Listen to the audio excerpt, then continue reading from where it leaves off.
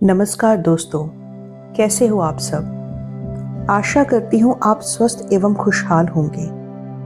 आजकल के इस भागते दौड़ते तनाव भरे जीवन में हम सभी सुकून के कुछ पल तलाशते हैं। तो चलिए सुनते हैं आज एक ऐसी रिलैक्सिंग कहानी जिसको सुन के आप सारे तनाव भूल जाएंगे और नींद की अच्छी सी आगोश में खो जाएंगे।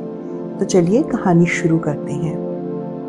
कल ही दफ्तर में एक सर्कुलर घूमा है कि किन किन कर्मचारियों को कंप्यूटर लर्निंग प्रोग्राम के लिए जाना है। कुल 5 लोग तो कल से ही जाएंगे, फिर 5 लोग एक हफ्ते के बाद। जो छूट जाएगा वह अगले हफ्ते बाद जाएगा, पर जाना तो सबको पड़ेगा। इसी महीने बचा नहीं जा सकता। सबको कंप्यूटर लिटरेट होना है। इस जमाने में कमल घिसते रहने से काम नहीं चलेगा। मेरा नाम कल से ही जाने वालों में है। वहाँ तमाम बैंकों की शाखाओं से भी लोग आएंगे। 25-30 तो हो ही जाएंगे। 1 हफ्ते का कोर्स है और 1 हफ्ते वाले बैच में मैं नहीं जा सकती। तब तक बच्चों के स्कूल टेस्ट शुरू हो जाएंगे। 1 हफ्ता भी कैसे चलेगा। घर से काश कोई आ जाता। कौन आ जाता? मेरी माँ और कौन। लेकिन माँ से तो अब काम भी नहीं होता। बड़ी बहनों की मदद कर करके मेरे वक्त तक ऐसे पहुंची है कि देह और मन अलग अलग हो गए हैं।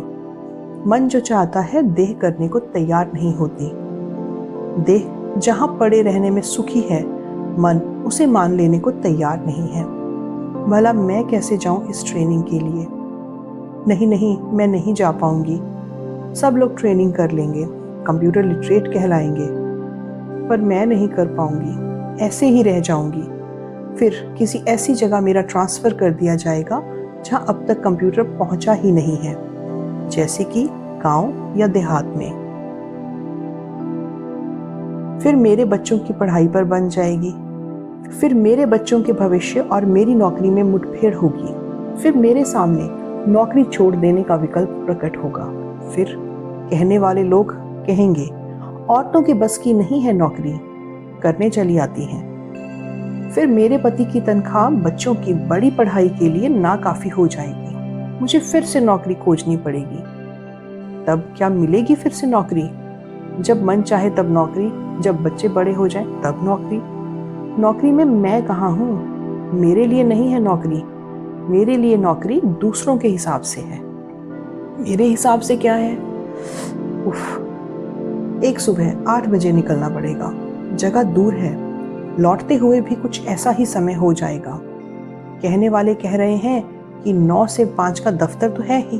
1 घंटा पहले और 1 घंटा बाद और सही, पर यह कहने वालों की बात है, औरतों की नहीं। औरतें कुछ कहेंगी तो कहने वाले कहेंगे कि देखा, ये लोग तो बस नौकरी करना ही नहीं चाहती हैं कि बस पैसे मिलते रहें, बैठे साज श्रृंगार को पैसे आते रहें। अब इनके मुंह कौन लगे कि कामकाजी औरतों के पास पैसा हो तो साज श्रृंगार के लिए वक्त ही नहीं होता, और जो वक्त निकालने की कोशिश करें तो दूसरी तमाम ज़रूरतें पहले खड़ी हो जाती हैं। हाँ, फिर भी रोज़ बाहर निकलना है तो ढंग के कपड़े लत्ते तो चाहिए ही। अब कहने वाले चाहे तो इसे साज श्रृंगार कहें, चाहे तो नाज नखरे, चाहे उन औरतों के प्रति दया से भर उठें जो दफ्तर आते ही घर की परेशानियां गिनाने लगती हैं, या यह बता डालती हैं कि आते आते कितनी अड़बड़ी रही, ना अपना नाश्ता हो पाया ना अपना टिफिन रख पाई। आते आते रोटी के जो 2 निवाले तोड़े थे, एक घर पर ही छूट गया और एक पेट में घूम रहा है। उस दूसरे निवाले की याद दिलाता हुआ, या कि कोई यह न बताए कि क्यों कर पाउडर ज्यादा पुत गया आज, या कि ऊपर ऊपर बालों में कंघी फिराकर चले आए थे। अपने केबिन में पहुंचते ही जरा सा वक्त जो मिला, बाल खोलकर कंघी करने लगे और करुणानिधानों की दया की बजाय उपहास के पात्र बन गए। क्या ये लोग नहीं करते अपने आप को ठीक ठाक? वर्मा जी तो स्कूटर से उतरते ही हेलमेट उतारा नहीं कि रोड साइड पर ही बाल बनाने लगते हैं, फिर मूंछों को ठीक करते हैं, फिर आंखों की गंदगी साफ करते हैं। 2-3 बार आंख खोल बंद करके देखते हैं कि आंखों से सब दुरुस्त तो दिख रहा है, फिर शर्ट झाड़ते हैं मानो कुछ चिपका हो। तब कहीं पूरे आत्मविश्वास से दफ्तर में घुसते हैं। यही सब कोई महिला स्कूटर से उतरकर करे तो? यही तो मैं वर्मा जी से पूछना चाहती हूँ। तभी सर्कुलर मेरे सामने आ गया और मैंने अपने नाम के सामने हस्ताक्षर करके हाँ लिख दिया। तय लर्निंग सेंटर बहुत दूर है। 5 लोगों ने एक साथ निकलना तय किया है। 5 लोगों के घर 5 दिशाओं में हैं। नौटियाल जी के पास मारुति कार है।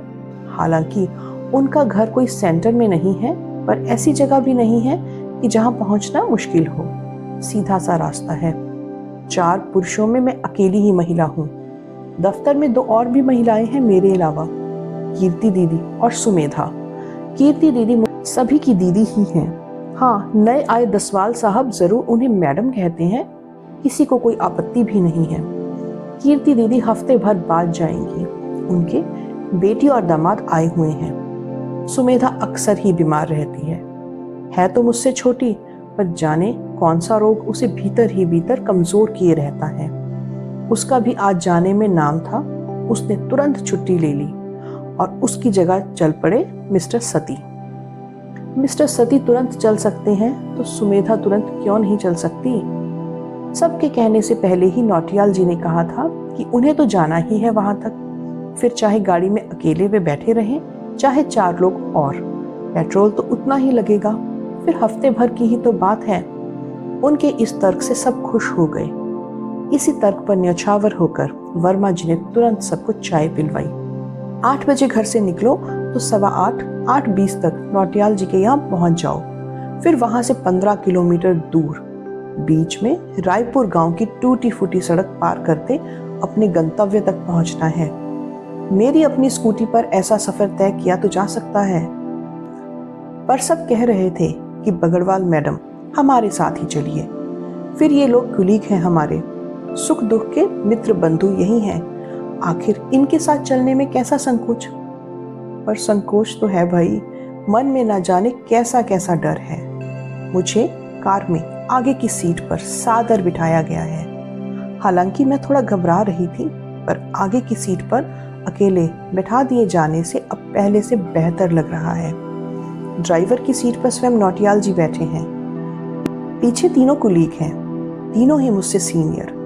अगर इनमें से कोई आकर धप से आगे बैठ जाता तो मुझे पीछे ही बैठना पड़ता ना, जैसा कि 1 मिनट को मुझे लगा भी था।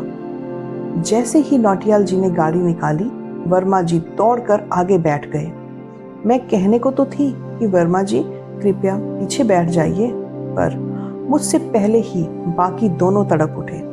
वर्मा जी, आपके लिए हम यहाँ पीछे इंतजार कर रहे हैं। पर वर्मा जी सबसे सीनियर, सुनकर अनसुना कर गए। तब नौटियाल जी को आगे बढ़ना पड़ा। वे गाड़ी से उतर गए।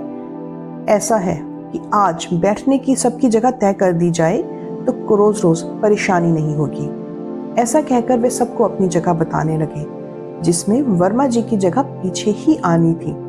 मैडम चूंकि हमारे साथ जा रही हैं, इसलिए हमारी ड्यूटी है कि उन्हें आदर के साथ ले चलें। इतना कहकर पूरी गंभीरता से नौटियाल जी ने वर्मा जी को पीछे बिठा दिया। वर्मा जी पीछे तो बैठ गए, पर भुनभुनाए। उनकी भुनभुनाहट सबने सुनी और सबने अनसुनी भी कर दी। मैंने भी दिखाया कि मैंने अनसुना कर दिया। अगर ना दिखाऊं तो मिस्टर सती सहानुभूति से पूरे दिन के लिए चिपक जाएंगे। लगेगा कि आज पूरे दिन में वे चाहे जैसे भी इस भुनभुनाहट से उपजे मेरे दिल के दर्द को धोकर ही रहेंगे। उनकी जिस भुनभुनाहट को किसी ने नहीं सुना था या सुनकर जताया था कि नहीं सुना है, उस भुनभुनाहट के शब्द स्पष्ट थे। नौकरी करेंगी साथ में, जाएंगी साथ में, पैसा लेंगी बराबर का और साथ बैठने में सती सावित्री बनने लगेंगी। या फिर नौकरी क्यों कर रही हैं? इतने नखरे हैं तो घर पर ही बैठे। वैसे मिस्टर सती भी पीठ पीछे यही कहते हैं कि महिलाओं का नौकरी करना मुसीबत है। इतना ख्याल रखना पड़ता है, इनके सामने बात तक खुलकर नहीं कर सकते। पहले एक थी तो पता नहीं चलता था, अब 3 हैं तो लगता है पूरे दफ्तर पर छाई हुई है।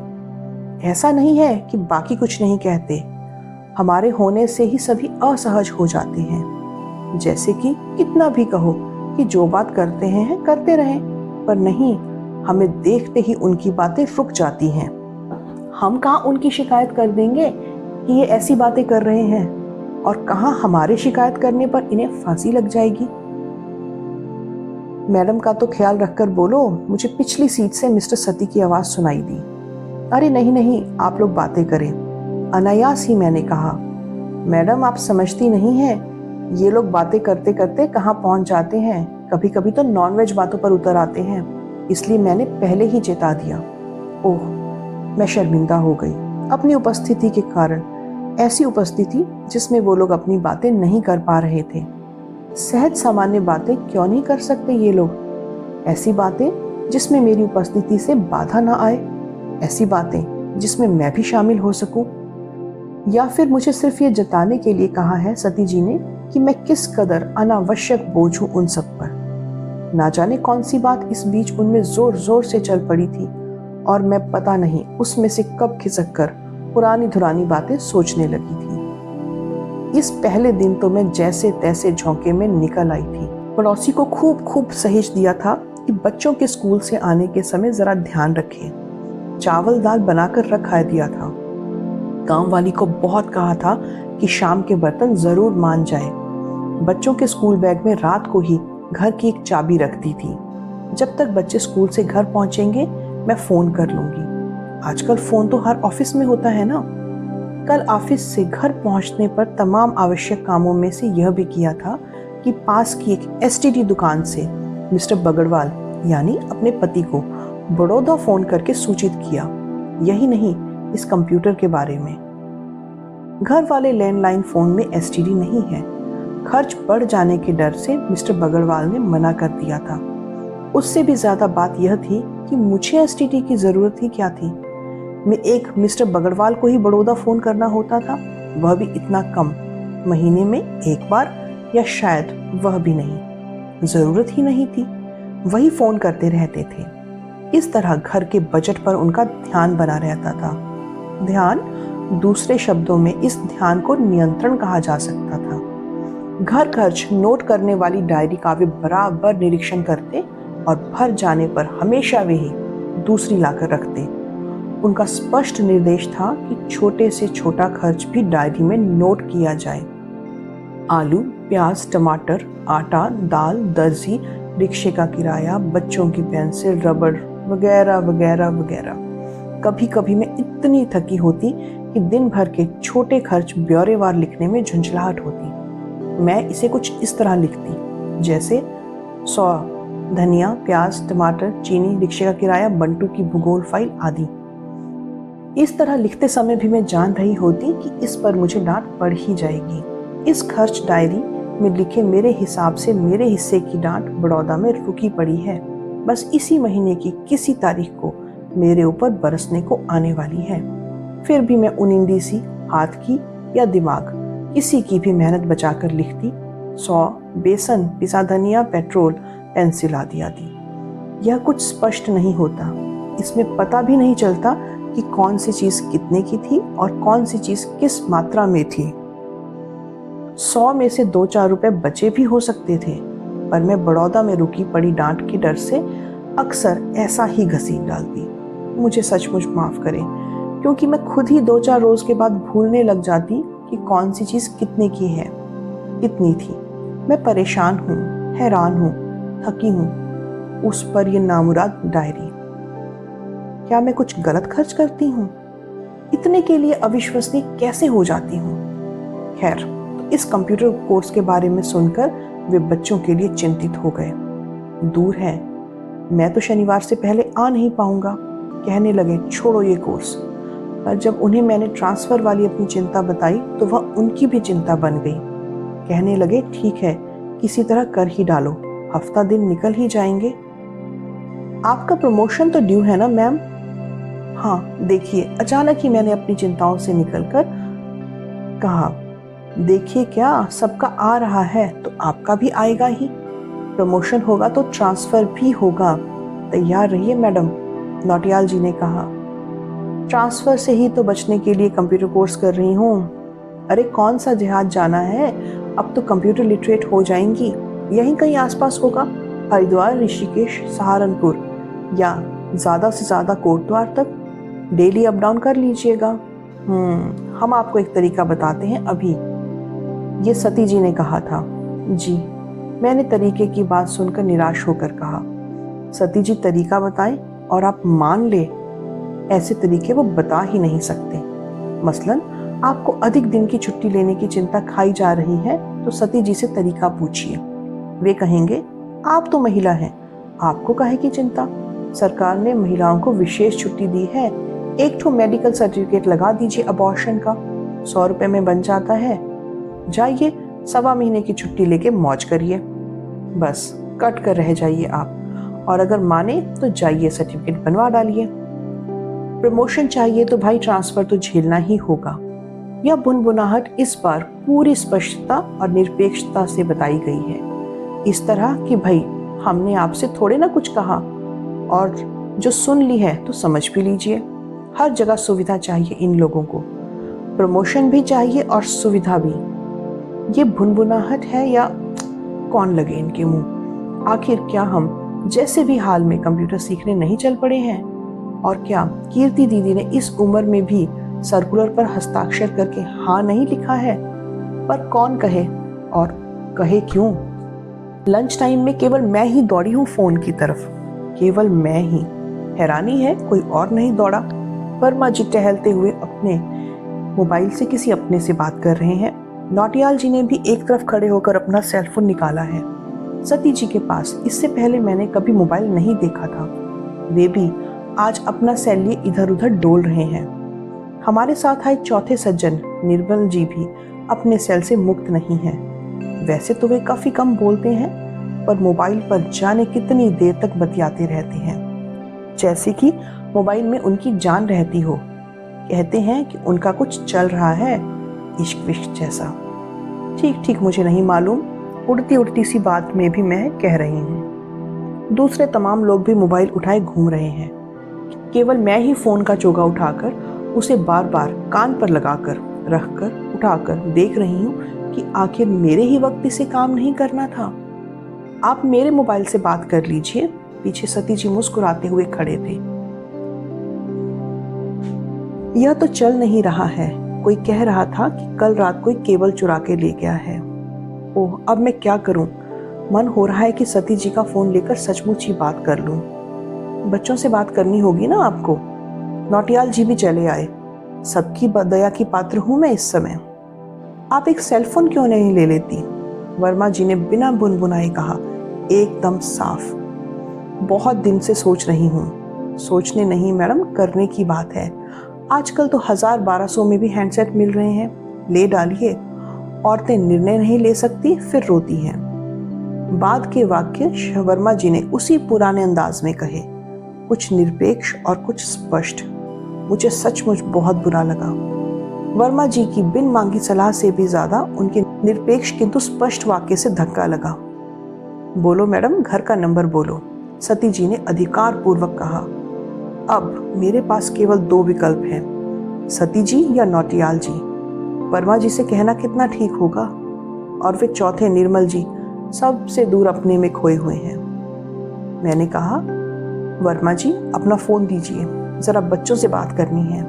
न जाने इसी क्षण मैंने और भी क्या सोचा। घर आकर घर और बच्चों में कुछ देर लगी रही, फिर थोड़ी सांस लेकर उठी, बड़ी बिटिया को साथ लिया, स्कूटी निकाली और अगले कुछ ही मिनटों में SBI ATM के आगे पहुंच गई। शाम के 8 बज रहे थे। यह एकदम मजेदार, सुंदर और अजीब बात है कि अब मेरे हाथ में भी एक मोबाइल फोन है, बिल्कुल अपना। बच्चे ऐसे खुश थे कि उसके बटन दबा दबा कर सब जान समझ लेना चाह रहे थे। बिल्कुल अभी बड़ी बेटी तो इतनी खुश थी कि रह रहकर मेरे गले लग जाती थी। माँ आप ग्रेट हो, उसने पूरे मन से कहा। मुझे अधिक समझ नहीं आ रहा था। वैसे सिर्फ कॉल कैसे रिसीव करनी है और घर बात करनी हो तो क्या करना है, केवल इतना ही सीख पाई थी मैं। अब मेरे बच्चे जब चाहे मुझे आवाज दे सकते हैं, मैं जब चाहूं उनका हाल पूछ सकती हूँ। मैं विज्ञान के इस आविष्कार पर आज न्यौछावर हूँ।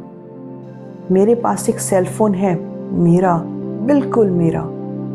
बच्चों को एक नंबर याद हो गया, नौटियाल जी, सती जी, वर्मा जी, सबसे अलग उनकी माँ का फोन नंबर। इस सब में हमें इतनी देर हो गई है कि पास की एसटीडी पर रात के 10 बजे जाकर मिस्टर बगड़वाल को उनके मोबाइल पर बताया है कि एक नंबर लिखिए, मेरा सेल नंबर। हड़बड़ी में यह समझ ही नहीं आया कि अपने मोबाइल से कॉल करके उन्हें कैसे बताऊं। उन्होंने कहा, क्या बेवकूफ़ी है, इस खर्चे की क्या ज़रूरत थी। फिर मैंने आज की सारी परेशानी बताई कि कैसे मैं बच्चों से बात नहीं कर सकी। वे बिना पूरी बात सुने ही तुनक उठे। कोई दिक्कत होती तो बच्चे नौटियाल जी, वर्मा जी, सती जी, इनमें से किसी को फ़ोन कर ही सकते थे। तुम्हें इन चक्करों में पड़ने की क्या ज़रूरत थी। मैं अपने उत्साह में उन्हें समझाती रही। आखिरकार उन्होंने कहा, अच्छा खरीद ही लिया है तो इधर उधर नंबर मत बांटना, बड़ी पर्सनल चीज़ होती है मोबाइल, कम फ़ोन करना। मैंने उनकी ये वाली बात मान ली। किसी को भला नंबर देने की ज़रूरत ही क्या है। वैसे भी सोशल दायरे के नाम पर ले देकर यही एक ऑफिस रह जाता है मेरे पास। सुबह फिर से नौटियाल जी के घर अपनी स्कूटी खड़ी करके उनकी गाड़ी में सब चल बैठे। बैठने की व्यवस्था पहले दिन जैसी ही थी। सब लोग चुप थे कि अचानक एक धुन बज गई। मैं घबरा गई। यह तो मेरे मोबाइल से आई थी। इतनी जल्दी मेरा मोबाइल पकड़ा जाएगा मैंने सोचा नहीं था। किसका बजा? सती जी पीछे से चिल्लाए। 1 मिनट बाद फिर वही धुन बजी। अब मैं नहीं बच सकती थी। मेरा है, मैंने कहा और पर्स में से मोबाइल निकाल लिया। आपका मैसेज आया है? इतनी जल्दी मैसेज कौन भेज देगा? यह तो जिस कंपनी का कनेक्शन लिया है उसका मैसेज था, वेलकम मैसेज। सती जी जोर से हंसे। जरा एक रिंग मारिए, माने ब्लैंक कॉल, हमारे पर आपका नंबर आ जाएगा। नौटियाल जी ने खुशी से लगभग चहकते हुए कहा। बधाई मैडम, निर्मल जी बोले।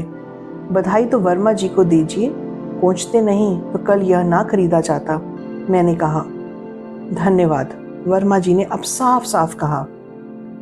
मैं रिंग मारने में संकोच कर रही हूँ, पर इन्हें नंबर देने में क्या हर्ज है।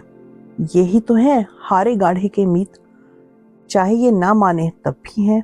आखिर और कौन होगा हमारे मित्र परिचितों में, यही तो हैं। और जैसे नौटियाल जी ने कहा था मैंने वैसे उन्हें रिंग किया, फिर सती जी को भी किया।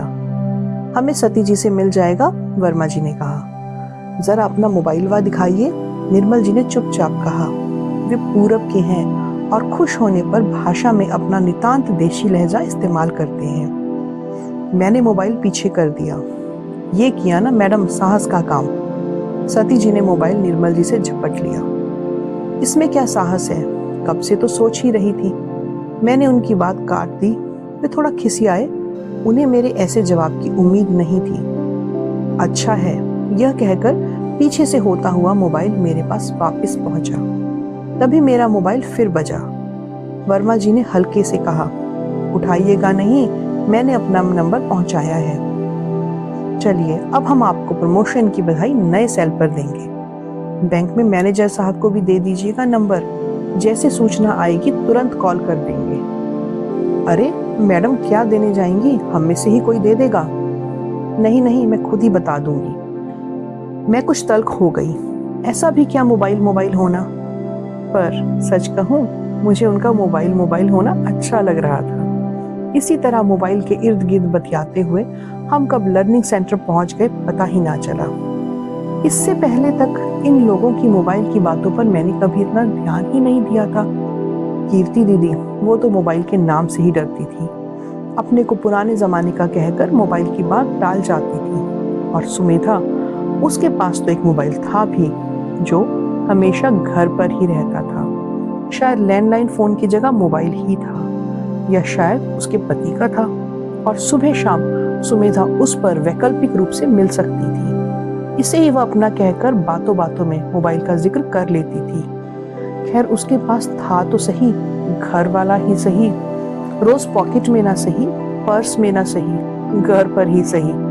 उसे वह छूना चलाना तो जानती थी, जरूरत पड़े तो किसी दिन ला भी सकती थी। लर्निंग तो सचमुच आज से शुरू हुई है मेरी। आज मन लग रहा है, आज कंप्यूटर भी समझ में आ रहा है। सब एक दूसरे को सिखा भी रहे हैं, सीख भी रहे हैं। बड़ा कैजुअल सा चल रहा है सीखना सिखाना। दोस्त हैं सब, मास्टर कोई नहीं। सिखाने वालों में कोई 30 मार खा नहीं है, उन्हें भी कितना आता है। और फिर हमारी ज़रूरत कंप्यूटर ऑपरेट कर लेने भर की है। इतना मुश्किल नहीं जितना कि सोचा था। सरकारी व्यवस्था है भाई, किसी ने कहा। जाने कहां से बच्चों का हाल जान लेने के उत्साह और चिंता के बीच जीवन में एक छोटी सी खुशी की तरंग चली आई है। कुछ अच्छा और महत्वपूर्ण सा लग रहा है। कुछ पा लिया है मैंने, या किसी अच्छे से एहसास से भर गई हूँ। कुछ समर्थ समर्थ सा लग रहा है, कुछ गर्व गर्व जैसा, कुछ भाव भाव जैसा, कुछ अपने बच्चों जैसा चंचल सा, कुछ घर घर जैसा, कुछ सबकी निकटता जैसा, कुछ अपने होने जैसा। चलो, इस लर्निंग प्रोग्राम का आखिरी दिन आज खत्म हुआ। घर पहुंची तो देख रही हूँ मिस्टर बगड़वाल भी बड़ौदा से आ गए हैं। कब पहुंचे, मैंने पूछा और किचन की तरफ लपकी।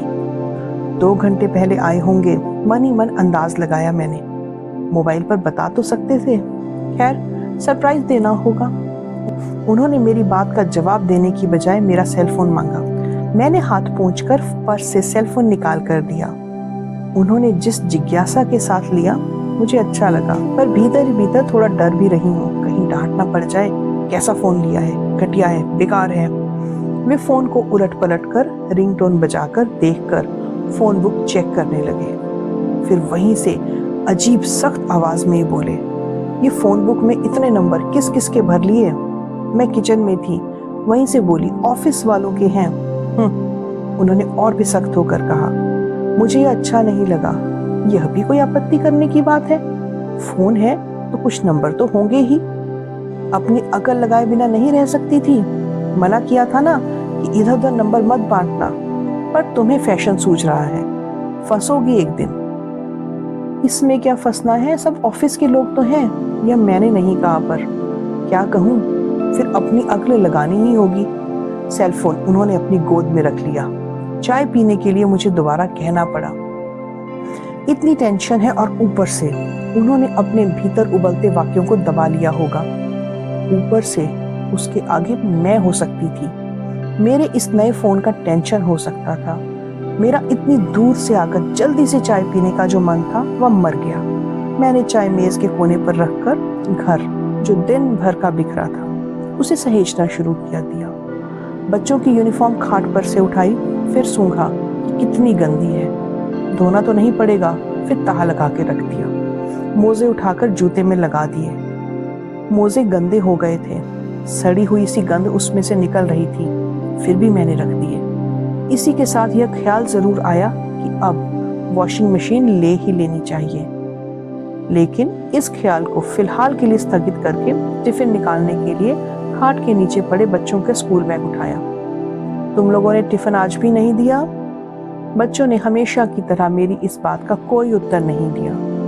मैंने भी हमेशा की तरह उनके स्कूल बैग में से टिफिन निकाला। इतने में अचानक एक धुन बजने लगी। मैं बुरी तरह हड़बड़ाई। मोबाइल उनकी गोद में था। मैं उनकी तरफ बढ़ी तो उन्होंने हाथ के इशारे से मुझे रोक दिया। हेलो, खुद फोन उठाया। हेलो, मैं एपी बगड़वाल बोल रहा हूँ। हाँ हाँ, क्यों नहीं। इतना कहकर उन्होंने मोबाइल अपने पास की मेज पर रख दिया। बल्कि उन्होंने मोबाइल अपने पास की मेज पर इस तरह रखा जैसे मुझे चैलेंज कर रहे हों कि उठाओ उठाओ मेरे सामने से। मैंने उठाया। वे खड़े रहे कुछ देर। मुझे लगा कि मैं ठीक से हाथ तक नहीं बोल पा रही हूँ। फिर उन्होंने जोर से मेज पर कुछ रखा, शायद अखबार या शायद अपना हाथ, या शायद अखबार और हाथ दोनों ही। फिर बुदबुदाए, ये कोई रिंगटोन है, लगता है कान में कोई लाल मिर्च डाल रहा हो। वे खड़े रहे। मैंने फोन रख दिया। कौन था? लेकिन उन्होंने नहीं पूछा। नौटियाल जी का था, मैंने खुद ही बता दिया। किस लिए कर रहे थे फोन, यह भी उन्होंने नहीं पूछा। बैंक में प्रमोशन, ट्रांसफर वगैरह की लिस्ट आनी थी, वही बता रहे थे। यह भी मैंने अपने आप से ही कहा। वे मुड़ गए बिना कुछ कहे। बच्चे कमरे से बाहर बरामदे में थे। वे उन्हें बुलाकर पढ़ने के लिए कहने लगे। फिर मैं भी अपने कामों में लग गई। फोन वहीं मेज पर छूट गया। वे बच्चों की कॉपी किताब देख रहे थे, बच्चों से पूछ रहे थे, बच्चों को डांट रहे थे। डांटते डांटते अचानक वे बच्चों से कहने लगे, जाहिर है कि तेज आवाज में कहने लगे मुझे सुनाते हुए, मम्मी ने आज मोबाइल लिया है, कल कार ले लेंगी, फिर तो स्टैंडर्ड इतना हाई हो जाएगा कि ये घर भी छोटा लगने लगेगा। मुझे ये अच्छा नहीं लगा। मन हुआ कि कहूँ कि ये क्या कह रहे हो आप बच्चों के सामने, पर मेरे सामने पहुंचने पर वे हंसने लगे, अजीब सी हंसी। मुझे अपने स्कूटी खरीदने की जरूरत के दिन याद आ गए। तब भी ऐसे ही समय बीता था। धीरे धीरे कुछ दिन के बाद नॉर्मल हुए थे। अचानक का परिवर्तन बर्दाश्त करना मुश्किल होता है, पर परिवर्तन तो होंगे ही, जरूरतें तो ऐसी ही बदली जाएंगी। यह सोचकर मैंने उन्हें नहीं छेड़ा। मोबाइल फिर बज उठा। नौटियाल जी ही होंगे, लिस्ट देखकर बताने को कहा था। मैं सब कुछ भूल भाल कर फोन की तरफ दौड़ी। जिस तरह झपट कर मैंने मोबाइल उठाया, कोई सोच भी नहीं सकता कि अभी कुछ देर पहले फोन को उठाने में मैं कैसी पसीना पसीना हुए जा रही थी। नौटियाल जी ही थे।